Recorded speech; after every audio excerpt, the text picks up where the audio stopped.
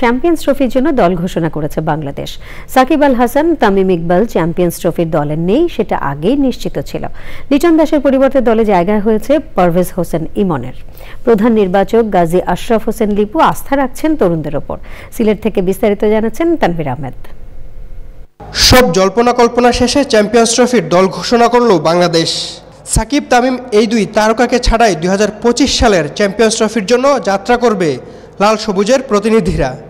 এদিকে চমকহীন দলে পঞ্চপাণ্ডবের দুই পাণ্ডব মুশফিক মাহমুদুল্লাহর জায়গা হয়েছে। দীর্ঘদিন রান খরায় ভুগতে থাকা লিটন কুমার দাসের উপর আস্থা রাখতে পারেননি জাতীয় দলের নির্বাচকরা।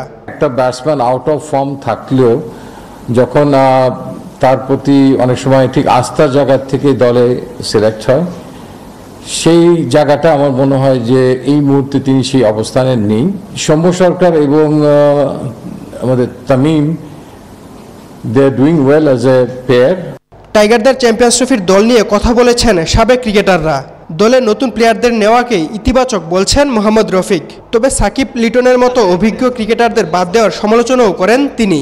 অনেক নতুন প্লেয়ার নিচ্ছে বা পুরান প্লেয়ার বাদ দিচ্ছে, তা এমনকি এটা একটা ভালো, বাট তারপর দেখা যায় নতুন প্লেয়ার ওখানে কি পারফর্ম করে, এর সবথেকে বড় ইম্পর্টেন্ট। কারণ কি, যেসব প্লেয়ার লং সময় আপনি দিয়ে গেছে আর এই টপ লেভেলের ক্রিকেটটা দেখা যায় যে ওরা কিন্তু ওখানে সেট হয়ে গেছে। বাট একটা ওখান থেকে সেট প্লেয়ারের যদি আপনি একটা ব্রেক দিয়ে দেন, তাহলে ব্রেকের জায়গাটা আপনি পূরণ করতে পারবেন কিনা, এটা বড় ইম্পর্টেন্ট। সাকিব কত বছর খেলেছে বাংলাদেশ টিমে, সেটাই আপনি তখনই হয় না। সাকিব সারা দুনিয়ার ভিতরে 1 নম্বর প্লেয়ার ছিল, আর এখন মানে ওই রিটায়ারের সময় এখন হচ্ছে ওই চাকিং বলে। তাই এতদিন আপনার আইসিসি কী করেছে, এতদিন আপনার বোর্ডের লোকজন কী করেছে? আপনার সবথেকে বেশি লিউবাই তো সাকিবের কাছেতে দেখেছে, যখন আবানিতে খেলে আমি খেলি। তা আমার কথা, সুতরাং এতদিন পর কেন আমার এই কথাটা? 12 ফেব্রুয়ারি পর্যন্ত দলে পরিবর্তন আনার সুযোগ পাবে বিসিবি। চ্যাম্পিয়ন্স ট্রফির দল নিয়ে আলোচনা সমালোচনা চলছেই, তবে সব বিতর্কের শেষ মঞ্চ ক্রিকেটের 22 গজ। এখন দেখার বিষয়, পারফরমেন্স দিয়ে সেরাদের টুর্নামেন্টে ক্রিকেটাররা নিজেদের নামের প্রতি কতটা সুবিচার করতে পারে।